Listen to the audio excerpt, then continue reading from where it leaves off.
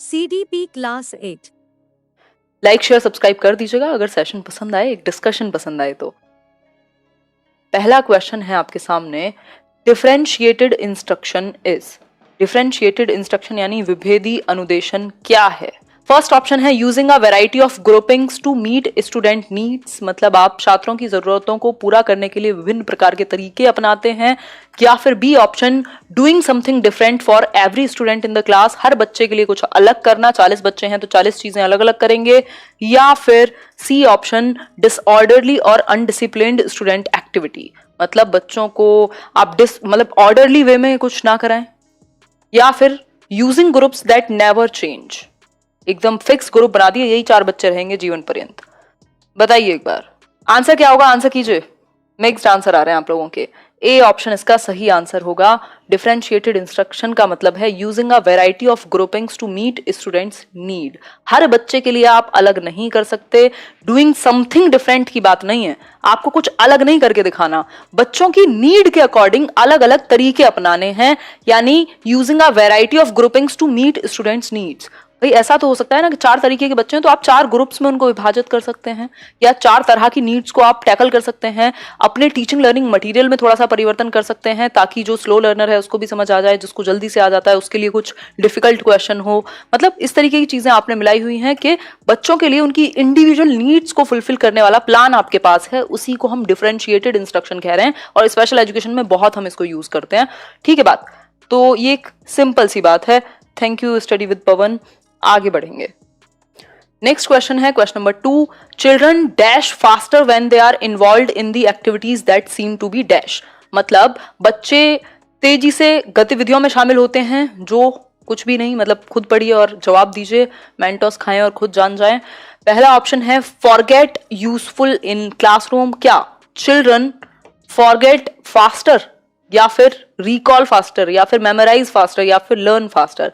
ये तो आप बिल्कुल सिंपल समझ जाएंगे देख करके ही, ना तो हम याद करने की, चलो इसको एक बार को आपको चेक करना पड़ सकता है, अदरवाइज रिकॉल, मेमोराइज, इन सबसे अच्छा क्या है, लर्न करना। और यूजफुल हो लर्निंग रियल लाइफ में, सिंपल है, इसमें तो कुछ है ही नहीं, पेडागोजी का फंडा लगाएंगे और इसको सॉल्व कर देंगे। देखिए एक बार, चिल्ड्रन डैश फास्टर, फटाफट से आंसर करो। Children learn faster when they are involved in the activities that seem to be useful in real life. बच्चे तेजी से सीखते हैं, अधिगम लिख लीजिएगा यहाँ, बच्चे तेजी से अधिगम करते हैं, उनकी स्पीड तेज हो जाती है यदि आप लर्निंग को आउटसाइड लाइफ या रियल लाइफ से कनेक्ट कर दें। तो डी ऑप्शन एनसीएफ भी यही कहता है, भूलते नहीं है वो जल्दी, जो लर्निंग क्लासरूम में यूजफुल होगी उसको भूलेंगे कैसे, जो रियल लाइफ से अगर आपकी जिंदगी से कोई चीज कनेक्ट करके एग्जांपल दिया जाए आप भूल नहीं सकते हैं, है ना। मेरे एग्जांपल्स तो वैसे भी नहीं भूले जाते आप लोगों से। चलिए फिर क्वेश्चन नंबर 3, सोशलाइजेशन, इसको कहते हैं नार्सिसिज्म की पराकाष्ठा, ऐसे अपनी तारीफ स्वयं कर लेना, है ना। Socialisation includes cultural transmission and, जो सामाजिकरण है उसमें एक चीज इंक्लूड होती है, यानी संस्कृति का ट्रांसमिशन, यानी संस्कृति संचरण, संस्कृति जो आपकी चली आ रही है वो आगे वाली जनरेशन में ट्रांसफर होगी। और दूसरी चीज क्या है, and discourages rebellion, development of individual personality, fits children into labels, या फिर प्रोवाइड्स इमोशनल सपोर्ट। एक चीज का ध्यान रखिएगा, हाँ ले लूंगी मनीषा जी, एक चीज का ध्यान रखिएगा कि चारों ऑप्शन सही हो सकते हैं, बट क्वेश्चन ने क्या पूछा है हमसे, क्वेश्चन पूछ रहा है मुंबई के बारे में, हम बता रहे हैं ऊपर दिल्ली के बारे में, तो कोई मतलब नहीं बनेगा ना। तो क्वेश्चन ने क्या पूछा है वो आपको उसके अनुसार जवाब देना होता है हमेशा। आप कह रहे हैं B option, development of individual personality, बिल्कुल सही बात है। सोशलाइजेशन क्या है, सामाजिकरण एक प्रोसेस है जिसके थ्रू एक इंडिविजुअल क्या होता है मसरूर, डेवलप होता है, समाज के नियम कायदे तौर तरीके कायदे कानून सब सीखता है, हमारी जो संस्कृति चली आ रही है उसको ट्रांसमिट करता है और उसकी पर्सनैलिटी का एक डेवलपमेंट होगा। ठीक, तो बी ऑप्शन यहाँ सिंपल और सही आंसर है। ठीक, ऐसा कुछ नहीं है कि रिबेलियन को डिस्करेज करेगा, लेबल करना तो हमारा किसी भी चीज का उद्देश्य नहीं होता पूरी पेडागोजी में, कि फर्स्ट आ गया ये बेकार है, ये अच्छा है, ये स्लो है, ये गिफ्टेड है, ये लेबलिंग करना हमारा काम नहीं होता। ठीक, और इमोशनल सपोर्ट प्रोवाइड करना, वो जो कॉन्टेक्स्ट है ना, जिस तरीके से क्वेश्चन पूछा है उसके हिसाब से फिट नहीं बैठता आपका डी ऑप्शन। जरूरी नहीं है हर ऑप्शन में लॉजिक लगे, बट ये जरूरी है कि जो क्वेश्चन ने पूछा है उसके साथ वो जाएगा कि नहीं। Two students read the same passage yet construct entirely different interpretations of its meaning. Which of the following is true about them? दो बच्चे हैं, सेम पैसेज को रीड करते हैं, जैसे आप भी ना सीटेट में जाकर के पैसेज रीड करते हैं, दो लोग हैं सेम पैसेज रीड करते हैं बट दोनों की इंटरप्रिटेशन अलग है, दोनों की समझ अलग है उस चीज को। जैसे दो लोग सेम गाना सुनते हैं, सेम शायरी सुनते हैं, सेम कोई एक टेक्स्ट पढ़ते हैं, कोई एक पोयम पढ़ते हैं, लेकिन उनसे पूछा जाए कि अच्छा आप बताओ इसका मतलब क्या हुआ आपके अनुसार, तो आपकी इंटरप्रिटेशन अलग होगी, आपका परसेप्शन उसको लेकर के अलग बनेगा। रीजन क्या है?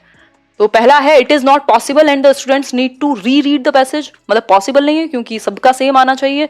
या फिर it is possible because the teacher has not explain the passage, या फिर it is possible because different factors affect learning of individuals in varied ways, या फिर it is not possible because learning is not meaning making.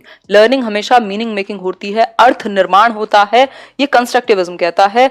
बिल्कुल सही बात है happy, individual differences है इसका कारण, यानी इट इज पॉसिबल, ये पॉसिबल है कि दो लोग अलग अलग तरीके से इंटरप्रेट करें सेम चीज को, ठीक है। तो it is possible because different factors affect learning of individuals in varied ways. अलग अलग जो कारक हैं वो प्रभावित करते हैं आपके अधिगम के तरीके को, ये एक सिंपल बात है। और कोई भी दो लोग सेम नहीं होते, यानी हेरिडिटी एंड एनवायरमेंट का जो इंटरप्ले है, एक जटिल अंतःक्रिया है, वो हमारे अंदर व्यक्तिगत विभिन्नताओं को लाता है, इंडिविजुअल डिफरेंसेस को। तो सी ऑप्शन यहाँ सिंपल है। According to the national curriculum framework 2005, learning is dash and dash in its character. क्या है? एनसीएफ 2005 के अकॉर्डिंग लर्निंग क्या है? एक्टिव और सोशल है, पैसिव और सिंपल है, पैसिव और सोशल है, एक्टिव और सिंपल है? बताइए एक बार क्या होगा इसका आंसर। भाई एनसीएफ 2005 के अकॉर्डिंग एक डॉक्यूमेंट है एनसीएफ, जिसको एनसीईआरटी ने बनाया, और ये फोर्थ डॉक्यूमेंट है। अगर हम बात करें 1975 में आया, फिर 1988, देन ईयर 2000 एंड ईयर 2005, अभी तक हम उसी को फॉलो कर रहे हैं, 2005 वाले को ही। तो इसके अनुसार जो लर्निंग है, अधिगम है, वो एक्टिव होना चाहिए और एक सामाजिक गतिविधि है। एजुकेशन फॉर लाइफ की बात कर रहे हैं हम, जो प्रोग्रेसिव एजुकेशन है वो भी बात करता है कि भैया आप रियल लाइफ के लिए सिखाइए, समाज में कुछ फायदा हो वो चीज आप सीखें। तो सक्रिय और सामाजिक है। अगर आप लर्निंग के अगर आप लर्निंग के कैरेक्टरिस्टिक्स देखेंगे, विशेषताएं देखेंगे, तो लर्निंग क्या है? कॉन्टिन्यूअस प्रोसेस है, मतलब जीवन पर्यंत चलेगी, लाइफ लॉन्ग है, ग्रेजुअल है। ऐसा नहीं है एक दिन में आप सब भर लें और फिर आप कहें कि चलो कल पेपर दे के आते हैं। ये धीरे धीरे होगी, आप 6 महीने से पहले से तैयारी शुरू करनी पड़ेगी केवीएस के लिए, ठीक। तो ये ग्रेजुअल है। और क्या है ये, इसका नेचर कैसा है? सोशल है ना, समाज से जुड़ा हुआ है, और एक्टिव तो होना ही चाहिए, पैसिव नहीं होना चाहिए, ठीक। तो ये एक सिंपल सी बात हुई। इसके साथ एक और वर्ड यूज कर लीजिएगा, कंस्ट्रक्टिविज्म पर बेस्ड है एनसीएफ 2005, और एक्टिव हो लर्निंग, इसके साथ क्या हो? मीनिंगफुल हो, अर्थ निर्माण हो, कुछ मीनिंगफुल आप सीख पाए, कुछ लाइफ से जोड़ पाए आप रियल, ठीक। जहां मीनिंगफुल आ जाए, जहां ये एक्टिव आ जाए, सोशल आ जाए, कोऑपरेशन आ जाए, और एक दूसरे की कोई और सहायता की बात आ जाए, मतलब सिंपल है कि आपके एवज में है आंसर, ठीक है। आप उस आंसर की तरफ जा सकते हैं जब तक नॉट ना लगा हो। Knowing the naive conceptions that students bring to the classroom, अच्छा क्वेश्चन है, हर बार एक नंबर का आता है। नाइव कॉन्सेप्शंस कह सकते हैं, यानी सहज अवधारणाएं कह सकते हैं, गलत अवधारणाएं कह सकते हैं, या फिर सूर्य प्रकाश जी इसको और क्या कह सकते हैं? इसको ऑल्टरनेटिव कॉन्सेप्शंस कह सकते हैं। अगर आप सिलेबस देखेंगे सीटेट का तो एक टॉपिक आपको ये लिखा हुआ मिलेगा जिसको ऑल्टरनेटिव कॉन्सेप्शंस कह देते हैं, मिसकॉन्सेप्शंस कह देते हैं, नाइव कॉन्सेप्शंस कह देते हैं, ठीक है बात। तो इस केस में अगर हम बात करें तो जो नाइव कॉन्सेप्शंस बच्चे लेकर के आते हैं, कुछ ऐसे सहज ज्ञान हैं जो गलत होते हैं, जो कॉन्सेप्ट्स गलत होते हैं, स्पेशली साइंस से रिलेटेड ये कॉन्सेप्ट्स होते हैं कि बच्चे क्या है, कुछ ऐसी चीजें लेकर के आ रहे हैं जो उन्हें मिसकॉन्सेप्शन है, लेकिन हम उसको मिसकॉन्सेप्शन ना कह के, गलत ज्ञान ना कह के, ऑल्टरनेटिव कॉन्सेप्शंस या वैकल्पिक अवधारणाएं कहते हैं कि हाँ कोई बात नहीं, बच्चे ऐसे भी सोच सकते हैं, लेकिन उसको ठीक कराना हमारा काम है एक तरीके से। तो ये जो नाइव कॉन्सेप्शंस हैं, इनके बारे में जब आपको पता हो कि हाँ इनको भी लेके आएंगे बच्चे, कुछ गलत अवधारणाएं भी लाएंगे, तो इससे टीचर को किस चीज में मदद मिलेगी? पहला ऑप्शन है pulls down the teachers morale since it increases his work, काम मिल गया काम, और टीचर खुश हो जाएगा ये देख करके। या फिर does not serve any purpose of the teacher, कोई पर्पज नहीं सर्व होगा इससे। देखो हमेशा याद रखना, बच्चे के बारे में कोई भी इंफॉर्मेशन आपको कुछ ना कुछ पर्पज देगी, आपको कुछ ना कुछ मदद देगी, अगर आप सच में उसको यूटिलाइज करना चाहते हैं तो, ठीक है। फिर है helps the teacher to plan teaching more meaningfully, teacher को मदद करेगी ताकि वो अपने टीचिंग या लेसन प्लान को और बेहतर तरीके से, अर्थपूर्ण तरीके से प्लान कर सके, या फिर hampers the teachers planning and teaching. ऐसा नहीं होता, क्लासरूम की कोई भी प्रॉब्लम सीखने का मौका देती है एक टीचर को, तो हैम्पर नहीं करेगी। आंसर होगा helps the teacher to plan teaching more meaningfully, शिक्षक को अधिक सार्थक अधिगम प्लान करने में मदद देगी। वो सी होगा इसका सही answer, helps the teacher to plan teaching more meaningfully. अगर आपको पता हो कि बच्चे कुछ गलत अवधारणाएं लेकर के क्लास में आ सकते हैं, तो आप क्या करेंगे, आप एग्जाम्पल्स अपने अच्छे तैयार करेंगे, आप उस तरफ भी ज्यादा ध्यान देंगे कि किसी को कोई मिसकॉन्सेप्शन तो नहीं है, मतलब आप प्लानिंग ज्यादा अच्छी कर सकते हैं, मीनिंगफुल प्लानिंग कर सकते हैं। तो टीचर के लिए हर चीज काम की है, चाहे वो बच्चे की गलतियां करना हो, चाहे वो उसकी प्रॉब्लम्स हो या कुछ भी हो, ठीक है। तो आपको यूज करना है। वो बोलते हैं ना, वो सचिन तेंदुलकर का आई थिंक एक लाइन है कि लोगों ने पत्थर फेंके और मैंने उसको वो बना लिया, एक जो भी बिल्डिंग या जैसे जो भी है, मेरे को एग्जैक्ट वर्ड नहीं याद। तो आपको यूज करना है स्टोन्स को, ठीक है, एम्पायर बिल्ड करने के लिए। क्वेश्चन नंबर 7 है इसी से रिलेटेड, देखिए एक बार ध्यान से, naive theories that children construct about various phenomenon. इस बार आया हुआ क्वेश्चन है ये, मतलब जो बच्चे नाइव थियोरीज बना लेते हैं, ऐसी सहज ज्ञान इकट्ठा कर लेते हैं, सहज इंफॉर्मेशन क्या कहेंगे, सूचनाएं इकट्ठा कर लेते हैं, सहजानुभूत सिद्धांत जो वो अपने बना करके आते हैं, इनके बारे में आपका क्या ख्याल है, या इनको आप क्या करेंगे इनके साथ, बताइए एक बार। पहला ऑप्शन है should be replaced by correct one through repetitive memorisation, मतलब बार बार याद करने के द्वारा इनको बदल देना चाहिए, बार बार याद करा दो सही चीज, गलत भूल जाएंगे। या फिर should be challenged bye presenting counter evidence and examples, मतलब कि प्रतिकूल प्रमाण और उदाहरणों को प्रस्तुत करके इन सिद्धांतों को बदला जा सकता है। या फिर C option should be ignored by the teacher, मतलब टीचर के द्वारा बिल्कुल इग्नोर कर देंगे आप, इन पे कोई ध्यान नहीं देंगे। या फिर D option should be punished bye the teacher, punishment जो है वो आपके हाथ की बात रही नहीं है, तो भूल के भी सोचिएगा मत, ठीक। शुड बी आरटीई जो है, राइट टू एजुकेशन एक्ट, वो बैन करता है, ठीक है, वो कॉर्पोरल पनिशमेंट के खिलाफ है। Should be ignored by the teacher, ignore करेंगे तो ठीक कैसे होगा, ठीक। तो बात क्या होनी चाहिए, सिर्फ याद करा के रट्टा लगवा करके कुछ भी चेंज कराने का अर्थ नहीं होता। क्या करेंगे आप, इंटरेक्शन करेंगे, डिस्कशन करेंगे क्लास में। Should be challenged bye presenting counter evidence and examples, आप कुछ साइंटिफिक डेटा बच्चे को दिखा सकते हैं, कोई डॉक्यूमेंट्री दिखा सकते हैं, कोई एक डिस्कशन रख सकते हैं कि ये नहीं बेटा ऐसे नहीं ऐसे होता है, उसका एक्सप्लेनेशन देंगे, ऐसे नहीं कि बस मान लो, ठीक। तो आप क्या करेंगे, बी ऑप्शन को सही मानेंगे, आप चैलेंज करेंगे, डिस्कशंस कराएंगे क्लास में। पहले तो एक्सेप्ट करेंगे कि ऑल्टरनेटिव कॉन्सेप्शंस बच्चे लेकर के आ सकते हैं, ये एक नॉर्मल बात है, बट आपको एक्सप्लेन कराना है, या तो डिस्कशन कराना है, या सही जो एक एविडेंस है, या अगर कोई प्रमाण है, कोई थीसिस है, कोई बुक में कुछ है, तो वो दिखा सकते हो एग्जाम्पल के रूप में, जिससे उनकी जो ये थॉट प्रोसेस है वो क्लियर हो सके। फॉर एग्जाम्पल एक नाइव कॉन्सेप्शन क्या हो सकता है, भाई हम जब बचपन में छोटे थे तो हमें लगता था जब ट्रेन चल रही है तो पेड़ भी चल रहे हैं साथ में, जबकि ऐसा तो है नहीं। तो ये क्या हुआ, साइंस का कॉन्सेप्ट हुआ, अब हमें ये ठीक कराया जाएगा, तो स्कूल में इसका सही एक्सप्लेनेशन दिया जाएगा, ठीक, तो ये ठीक हो जाएगा। तो नाइव कॉन्सेप्शन बच्चे का एक दूसरा वैकल्पिक धारणा बना लेता है बच्चा, या तो किसी से सुन के, या फिर कुछ भी, है ना। स्टार्स की अपनी लाइट नहीं होती, बट हम मानते हैं कि वो चमकते हैं, तो इस तरीके की चीजें क्या है, ये नाइव कॉन्सेप्शंस हैं। आगे बढ़े,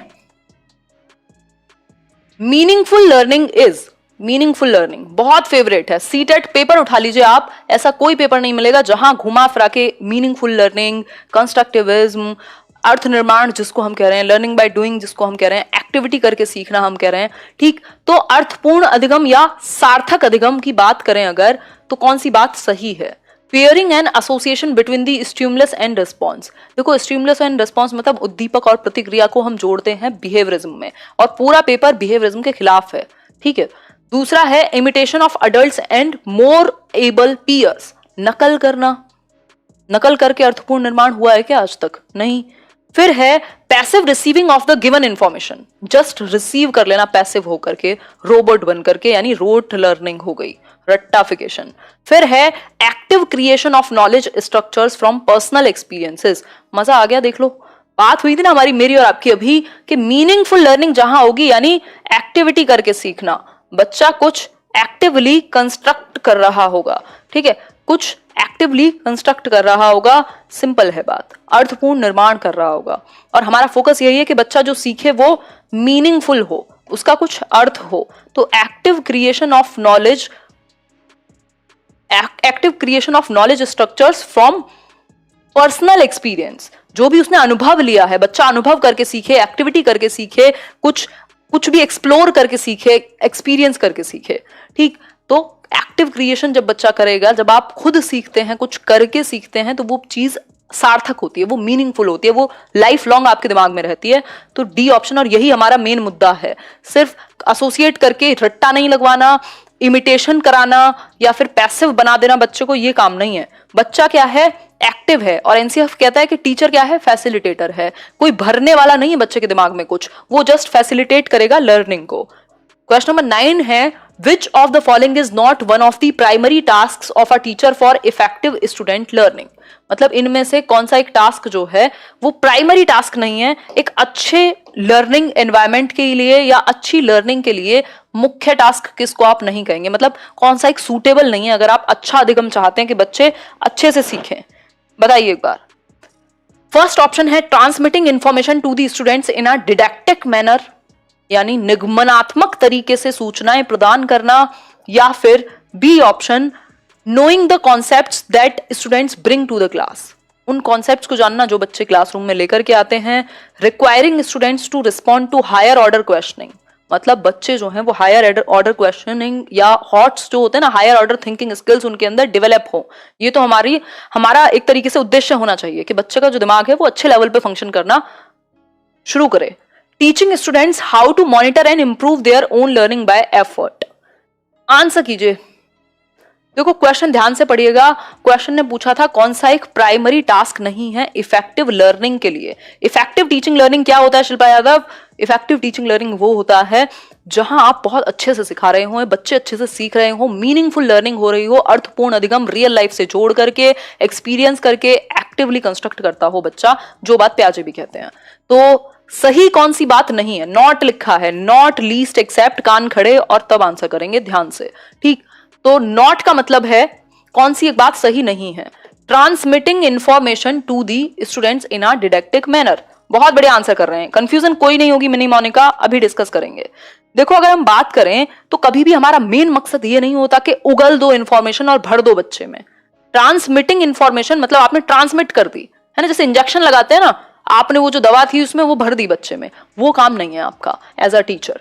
ठीक, तो डिडक्टिक मैनर, और डिडक्टिक मैनर आपको पता ही है क्या होगा, पहले आप रूल बता दें, बच्चा मतलब डेफिनेशन को रट लिया, फिर उसके बाद एग्जाम्पल बता दिए, कहानी खत्म। बच्चे ने एक्टिवली कंस्ट्रक्ट नहीं की ना इसमें चीजें। तो प्रॉब्लम कहाँ है? देखो बच्चों के कॉन्सेप्ट्स को जानना अच्छी बात है, उनकी हायर ऑर्डर थिंकिंग को डेवलप करना अच्छी बात है, बच्चे अपनी लर्निंग को मॉनिटर कर सकें, यानी वो सेल्फ रिलायंट बन रहे हैं, आत्मनिर्भर बन रहे हैं, सीख पा रहे हैं कुछ खुद से, तो ये तीनों बातें ठीक हैं। बट सिर्फ इंफॉर्मेशन को रोट मेमोराइजेशन के थ्रू या सिर्फ डिडक्टिक मैनर में कि डेफिनेशन बताई और याद कर लिया एग्जाम्पल, वो हमारा मकसद नहीं होता। पहली बात तो छोटे बच्चों के लिए हम इंडक्टिव मेथड का यूज करते हैं, थोड़े से बड़े लेवल पर या मैथ्स और ग्रामर में डिडक्टिव यानी निगमनात्मक विधि का भी यूज कर लिया जाता है, और दोनों को साथ में भी यूज कर सकते हैं। नेक्स्ट क्वेश्चन है question number 10, which of the following statements about principles of development is incorrect, यानी कि विकास के सिद्धांतों के बारे में कौन सी एक बात गलत है। आंसर कीजिए। बहुत बढ़िया बहुत बढ़िया, डी डी डी, जितने भी लोग डी दे रहे हैं वो सही हैं। क्यों सही हैं देखते हैं एक बार। पहले 3 ऑप्शंस को देखेंगे। Development depends on maturation and learning, बिल्कुल सही बात है। अगर आप मैच्योर नहीं है किसी चीज के लिए तो क्या होगा, नहीं सीख पाएंगे। और वाइगोस्की कहते हैं कि लर्निंग से डेवलपमेंट होता है ना, मतलब अगर कुछ सीख रहे हैं आप तो आपका डेवलपमेंट भी हो रहा है, तो दोनों चीजें जुड़ी हुई हैं। तो ये बात तो ठीक है डेवलपमेंट के बारे में। Development takes place due to a constant interaction between heredity and environment, बिल्कुल सच्ची बात है, development is equal to heredity and environment. फिर है every child goes through stages of development yet there are wide individual differences among children, हर बच्चा stages के through जाता है। पहले इन्फेंसी आएगा, फिर अर्ली चाइल्डहुड है, फिर लेटर चाइल्डहुड है, फिर एडोलेसेंस है, फिर एडल्टहुड है, फिर ओल्ड एज है। मतलब स्टेजेस को तो आप स्किप नहीं कर सकते, हर एक बच्चा जाएगा, लेकिन फिर भी कुछ व्यक्तिगत विभिन्नताएं होती हैं। हो सकता है एक बच्चा 9 महीने में खड़ा होना चलना शुरू कर दे, दूसरे को टाइम लग जाए। तो ये बात भी सही है, बस एक बात गलत है कि development is quantitative process which can be measured precisely. Precisely का मतलब है आप बिल्कुल सटीक तरीके से डेवलपमेंट को माप सकते हो, पॉसिबल नहीं है। कुछ एस्पेक्ट आप माप सकते हो जो ग्रोथ से रिलेटेड होंगे। डेवलपमेंट क्या है, क्वालिटेटिव ज्यादा है, बोथ भी आप कह सकते हो, लेकिन सिर्फ क्वांटिटेटिव यानी मात्रात्मक नहीं कह सकते, गुणात्मक भी है ये। ठीक, स्ट्रक्चरल और फंक्शनल चेंजेस दोनों आते हैं इसमें, संरचनात्मक व प्रकार्यात्मक परिवर्तन दोनों आएंगे।